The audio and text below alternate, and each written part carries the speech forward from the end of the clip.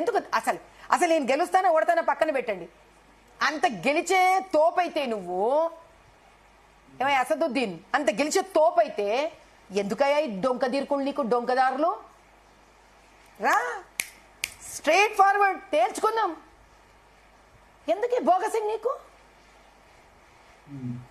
అంత కాంగ్రెస్ కి ధర్మబద్ధంగా కావాలంటే ఉండని, let MIM be part of Congress. Who is worried? కానీ న్యాయబద్ధంగా చేయించి నువ్వు ఎలక్షన్స్ కాంగ్రెస్ ఇవన్నీ చేయించకుండా అంటే రాహుల్ గాంధీ కూర్చొని సంవత్సరం తర్వాత ఒక ఎమ్మెల్యే సీటు మీద జరిగిందో జరగలేదో ఇంత ఓపెన్ గా నేను ప్రొడ్యూస్ చేశాక and on the day of election నీ కాంగ్రెస్ గవర్నమెంట్ జరుగుతున్నప్పుడు హౌ డిడ్ యూ ఎంటర్టైన్? 5 వరకు ఓటింగ్ ప్యాటర్న్ నాదేమో ఓట్లు డిలీట్ అయిపోయినాయి, వాళ్ళకేమో ఎవరొచ్చి ఓట్లు వేయట్లేదు, ఎవరొచ్చి ఓట్లు వేయట్లేదు ఈసారి ఎంఐఎంకి సరిగ్గా. మీకు ఆర్ఈలు కూడా ఉంటుంది, నేను ఇంకా ప్రొడ్యూస్ చేయలే. ఇంటింటికి వెళ్ళి కర్రలు కొట్టారు, బాహర్ నికల్ రే అని.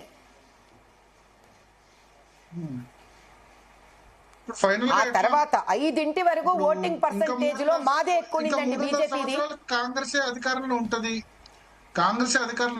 మరి హైదరాబాద్ ఓటర్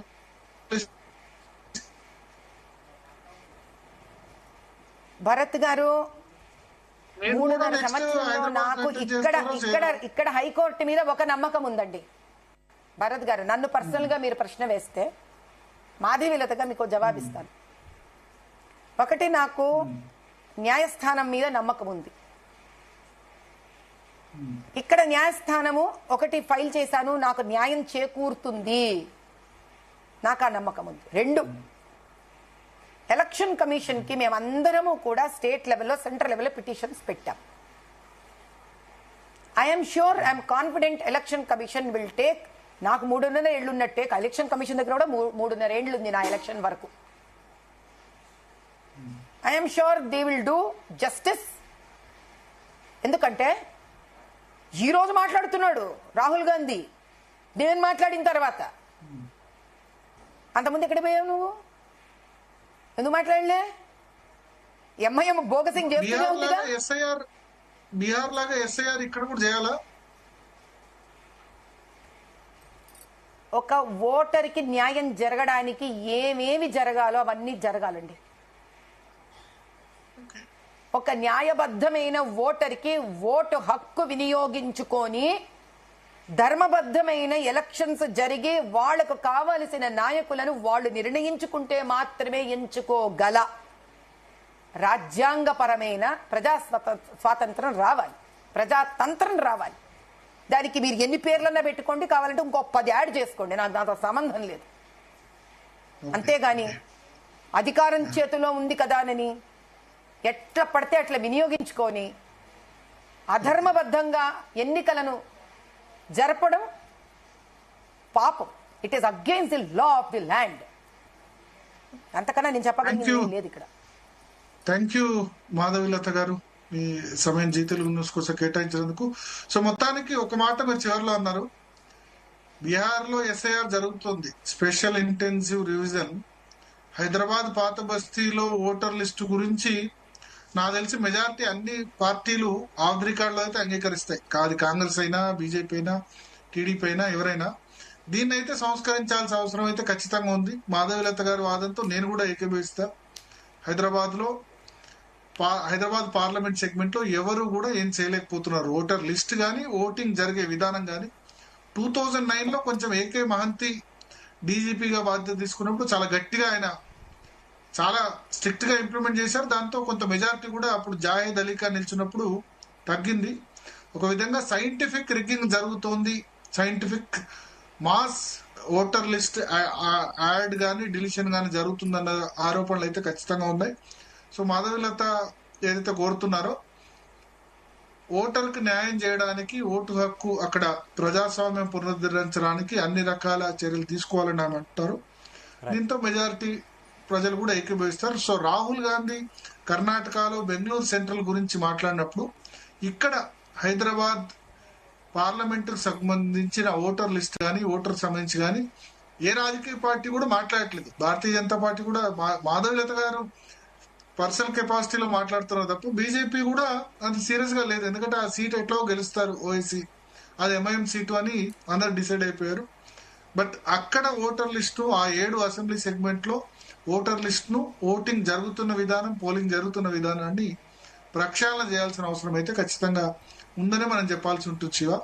సో భరత్ గారు ఒక వన్ లైన్ అండి. మాధవీలత సతీష్ చంద్ర గారు ఉన్నారండి, ex chief secretary Andhra state. Yes ఆయన ఒకప్పుడు సంవత్సరంలో he was the presiding officer for Andhra Pradesh elections. ఆయన ఇంటర్వ్యూ ఎప్పుడైనా చేయగలిగితే మీరు వినండి. ఆయనకు పర్సనల్ గా అసదుద్దీన్ వచ్చే మీరు ఇక్కడి నుంచి ఇంటికి వెళ్ళరు అన్నంత లెవెల్లో చెప్పాడు. He went to stop elections that are happening in a very irregular fashion, unethical fashion. ఆయన ఒప్పుకుంటే కనుక ఆయన ఇంటర్వ్యూ తీసుకోండి. ఆయన దగ్గర చాలా మంది మొహంతి గారు ఆయన పోలీస్ ఆఫీసర్ కాబట్టి ఒక రకంగా చేయగలిగారు.